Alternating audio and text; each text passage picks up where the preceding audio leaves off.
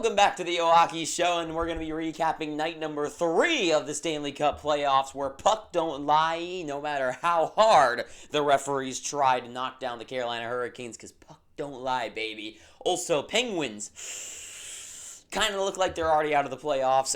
Dallas and Minnie all tied up, and the Oilers coming out with the win late in the game. So let's talk all about each game. So first up on the clock, let's talk about the Carolina Hurricanes game. First of all, I just gotta say, this whole board, all these nights so far have been the best TV I've watched in years. I can't think of another playoffs that's been more exciting every single freaking game, more entertaining every single game, more recently. I mean, even the night before, like Tampa Bay, Montreal, crazy good game. Buffalo, obviously amazing game. And last night, it just keeps on going. Let's keep hoping tonight keeps that trend going up as well. But once again, starting with Carolina, we got to talk about it. How was that offsides? Insanity. Everyone on the internet tried, like, the claim of possession versus control. I don't know how you don't need to have your stick on the puck to have control of the puck. He has possession of the puck. When you're stick handling, your stick comes off the ice. It still means you have the puck. I've never seen a stranger, because Martinook was onside. There's no question about that. And Jordan Staal was onside. He has the puck. He brought the puck over the line. Martinook is onside as well. I don't understand. Everyone in comment sections saying like PK Subban and Dave Jackson, the idiot, which I don't know how many people really like believe in this, like what Dave Jackson has to say when they bring him on ESPN. But I love that it's like, oh, we got a referee, because we all believe what the referees say all the time. I just feel like that's a weird thing that they do, because like we all hate what the referees always say, and they have a referee who we disagreed with what they say telling us what the referees think. I just find that hilarious. But anyways, that offsides completely makes no sense, and the Hurricanes really won 4-2 last night. And honestly, that game could have ended like 8-7. Holy shit, the freaking scoring chances in that game. Even on the first drop, Tim Stützle, just amazing chance immediately, and Stankoven's there to cover it up.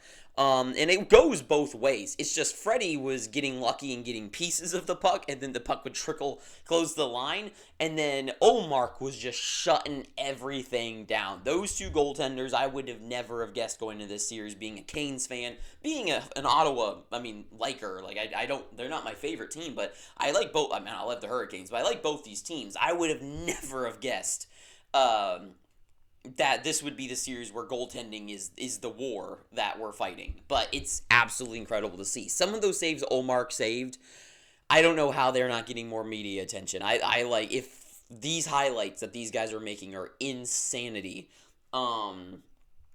Yeah, absolutely insane. Also, Stankoven getting the goal again this game and having that saving freaking save from the leak through on Freddie. Crazy stuff as well. But the one thing I want to know is Tim Stützle. He is fighting so hard, and he's the guy that I was championing for so long in his draft year. I was like, that's the guy, and everyone's like, nah, it's got to be Byfield, nah, it's got to be Lafreniere, nah, and I'm like, it's Stützle is the standout there, and he is, and he's so good, and it is a shame that he can't break through. I don't know what is wrong with the Ottawa Senators. It just feels like it's like I'm not even a one-line team or anything. Like, the whole team's playing well, and these have been tight games. They just cannot find a freaking leak, and except the leaks that they do find, because like the Dylan Cousins goal, the tying goal, was a weak shot. Like, it is just a shot on net, looking for a rebound, like barely like has like the right angle to go in. It's just supposed to be going off the pad, and Freddie just lets that one sail past him. Their first goal as well, Drake Batherson, like that's the kind of goal that it's impossible to make that save. It's a mistaken bounce that Batherson's not expecting, but he just immediately shoots it off of it. Great goal. The 2 goals for the Hurricanes before the game, 2 game winners. Great stuff as well from the Canes. Aho connecting, and Stankoven getting his what should be his 3rd of the playoffs, so technically is not. But overtime winner, though, that whole sequence, Martinook getting the penalty shot, which is a crazy call as well, which I agree with, but it is crazy that after all those events of the no goal and stuff, he gets a penalty shot. I would have liked to have seen him try to go a little bit more far side. I feel like his chance that he took, I know he's not a goal scorer, but I feel like he's old enough in the league now to do something better than that. In his post-game interview, he said that he didn't feel like deking it or making a play because the ice was really bad, so he was worried about like mishandling the puck, which I think is interesting that a pro like him would say. But also, like, he's such like a grinder checking forward that like him just being like, oh, I was thinking making a deke, but bad ice. I just think that's kind of funny. But no, Martinook getting the game winner, great goal, and it's so funny watching second overtime and beyond that when the players are just so tired, but the goalies aren't tired because they get more rest throughout the game. And I just remember, it takes me back to the Tampa Bay versus Columbus, like, 5 overtime game. I just remember those guys being so slow and so tired, but the goalies are still in it, and they're still, like, basically fine. And so, like we finally are like, oh my god, and these guys are just still, like, super quick and already, and the other guys are just like, ooh, like they just can't even get any force on their shot. They're so tired. So it's just funny to see when everyone else is so tired out and bummed down. But that's the kind of goal you got to score. Jordan Staal, a freaking skyscraper of a human standing in front of the net. Martinook getting a great pass in the slot and just rips it. Just great stuff. Great stuff for the Hurricanes. Absolutely wild game. Great television. But going on to a game that was less so entertaining, in my opinion. Penguins versus Philadelphia. Now, obviously, I was more attracted to this game. Wasn't watching too much attention to this one other than when they were on breaks. So I was tuning in time to time, so I don't honestly know everything about it. But I watched Game 1, parts of Game 2, and I gotta say, Pittsburgh, they just don't have it. I feel like I'm seeing some good plays and good like spirit, but there's just no like breakthrough. There's no fighting. Like I feel like Dan Vladar hasn't been challenged, and obviously that's Tockett's amazing defensive structure that he's got his team playing, and they really do just shut everything down. And that's one thing that when I remember when Vegas won the Cup, and I was covering that whole thing, covering it like I'm something like an actual thing, but. When I was watching that, I was always like, Vegas, like, they don't, their goalie's never tested, and when they do, he just makes these crazy saves, but I just don't believe in their defense. I just think these teams are playing aren't showing up, and when you feel like that, that's usually because the freaking team that you're watching is so good at defense that they don't need to make the big flashy plays. They don't need to make these big crazy checks and big, like, last minute, like, poke checks or something like that to save a play. They just play such good structured hockey that the Penguins just can't get anything going. And the other way, I mean, Philadelphia, there's just so much skill and talent on this team, but also just great. Like, this is what I loved about, like, the Capitals as well when they won their cup. Is, like, they have the amazing, like, offensively minded and skilled team, but they have a defense-first coach, and it just kind of evens everything out, and their play is just so amazing. I don't know how far I think Philadelphia can really make it, especially, like, after this round when they're going to face off against probably the Hurricanes, and even if it's not the Hurricanes, if it's Ottawa, I really don't like that matchup for the Flyers either way. I think it'd be a good series. I think they're going to make it good, but I don't see them getting that far. But the Penguins, they just don't have it. Like, I'm not seeing that fight and that like not emotion, but they just don't have it. Like, it just feels like they're not on the level of what Phillies has, and also like what they can tap into as well. I just don't see Pittsburgh's not getting that next gear, while Philadelphia feels like they could still go another gear if push came to shove. So Penguins, they've definitely been the lamest series so far of all the playoffs. Then Minnesota versus Dallas. Great job by Dallas, but I have to say, their defensive lapses that caused the 2 goals against them and make this game closer than it should be is bad. And I think this was a weaker game. Other than Matt Boldy, I would say this was a weaker game than the first one, obviously, but for the forwards of Minnesota. And this is why I can never truly buy into Minnesota, because I think if they showed up every single night like these two teams have been, or this team, Or maybe not so much this team this season, but like I don't know, just trying to think of some like consistent teams. I would love Minnesota and would pick them so hard. I just the Kaprizovs and well, Boldy's good. I just he's not like that Kaprizov tier and always gonna get a puck in the back. Well, he's really, anyways. Like they're missing that consistency, and other than Brock Faber just has been showing up both nights so far. Quinn Hughes has not been. I mean, he's been amazing as well, but he hasn't been able to generate. Well, that's not. Whatever. My problem is that Minnesota last night, I just did not bring that same kind of fight and effort. And Dallas, at the same time, they didn't dominate this game. They did not win this game by a mile, right? Their first goal of the game was a completely lucky, like a wildly completely lucky bounce.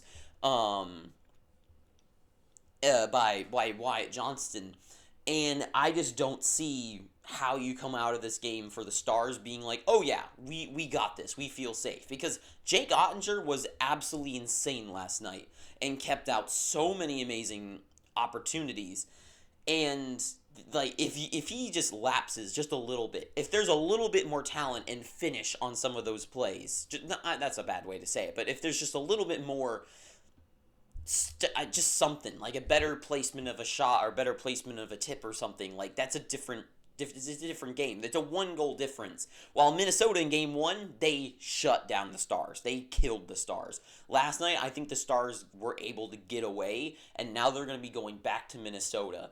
And I think Minnie's going to come out. I think Minnie comes out with both of those games. I'm not feeling it from the Dallas Stars this year. I just don't see that same domination, not domination, but just I'm just not seeing it this year from them. But Minnie, it's the same thing, because I think when they're on, they're so good, and it's nights like this where it's like they're just a little off, and they need to have all those stars showing up. And especially I feel like it's shown in that final minutes of this game and like the fiasco that went on. Why is John Hines not taking Wallstedt off the ice sooner? What was the holdup? What was the wait? And then they get a silly penalty, and that caused them to be shorthanded for the rest of the game, and they pull the goalie for a 5-on-5, but then pulling the goalie took a little bit too long than it should have, and then the puck goes sailing towards the net. Quinn Hughes stops skating for some reason. Still's got that Canuck in him, and he just, like, it's just a horrible finish. I feel like this was a really bad game for the Minnesota Wild. And other than some players like Brock Faber, like Matt Boldy, Trennan's hit was diabolical by Colin Blackwell. Hopefully he's okay. That would definitely be a hurt for them to lose. That's a guy that's not getting on the board, but led the league in hits. He's always so physical, especially in the playoffs, and especially a series like this one. This one's going to go a distance. And you're going to need that wear and tear of the Dallas Stars. So missing out on a guy like him definitely hurts them a lot. Also, that play by Foligno on, who was it? Whoever it was, like grabbing his head and like driving into the board to then like WWE style like drag him to the ground. That was messed up as well. So Minnie, not my favorite game of theirs. And I know that's not saying much, but there's just so much inconsistency with this team every single year, and it's just crazy, especially when you got a guy that you're going to be paying $17 million. That guy needs to show up, and this team needed to pull out some more trades, and they didn't. Yeah, I don't know. Minnie, I need to see the consistency. Seeing the consistency will make me feel so much better, but the Stars, I don't think they should win this series. And even if they do, they're going to get killed in the next one if they don't straighten things out. So we will see. And then the final game of the night to talk about, Edmonton versus Anaheim. This one I didn't see too much of due to watching the Carolina game. But first of all, David, no goals. That's okay. He's still phenomenal. He didn't take over this game. And I will say, this is one of those games. This is a series that the Edmonton Oilers need to demolish through. If this becomes a tough series for the Oilers to win, if this goes to 6, God forbid 7 for the Oilers, that is so bad. they cannot be getting their energy exerted by the Anaheim Ducks. They need to save up so when they play against Utah or Vegas, they're going to be ready for them, right? If this is a bad or a close series for Edmonton against Anaheim, and I know I shouldn't just be writing off Anaheim like they're a nothing team, but this, if the Oilers want to win, this is a series you have to get through. This should be a nothing series, a nothing situation for them, and they need to demolish them. And they barely got out, I don't want to say alive, but they had a 2-goal lead. Anaheim squashed that, took the lead, and then they tied up, and then of course, Kapanen gets the late goal to win it. So like for the Ducks, like I feel like this is a good game for the Ducks, and I think they're finding their playoff style. I mean, this is the first time going for most of the team.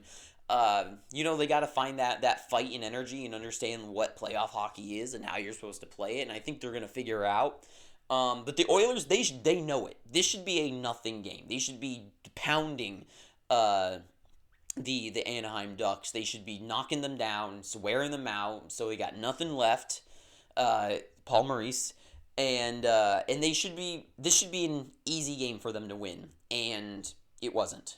I'm not a fan of how the Oilers showed up for that game. For the Ducks, I don't think they should win this series. I don't think there's really a shot that they do. But good for them. I think this is a good jumping point for them to get their feet wet, get their duck feet wet in the water, tip their toe in the pool, know what playoff hockey is like, so they know what the mindset to bring in next year when they are like a 96, 97 point team that's a legitimate contender, and like guys like Carlson, whoever else are like becoming a point per game player. Seneca, whoever else, Roger McQueen being brought up if he could be in the NHL already and bring that size, that would be great as well. But that's whatever. And like guys like Jackson Lacombe to know how to be like a true number one defenseman in a playoff scenario. I think this is good for the Ducks. I think it's good for them, and they'll know. And then when they go in next year and they make a couple more trades, or they make a couple more transactions, or bring up whoever's the next Beckett Seneca and you unexpectedly great like Roger McQueen, I'm excited to see for the Ducks' future. So for them, this series isn't a must-win. In my opinion, I think this is just good for them to get in. This is their first playoff berth of a lot, I think. And for them to really show that they can go toe-to-toe with the Oilers deep in Game 1, that's great news. So, and they kept McDavid off the board. Great as well. So, anyways, night number 3 was amazing. I'm going to try to keep up with every single night, but I don't know if I'll be able to do that. But tonight, I'm very excited for. But that is that. So thank you for watching this, made it this far. Please subscribe, and until next time, too sweet, have an amazing day, and ta-ta for now.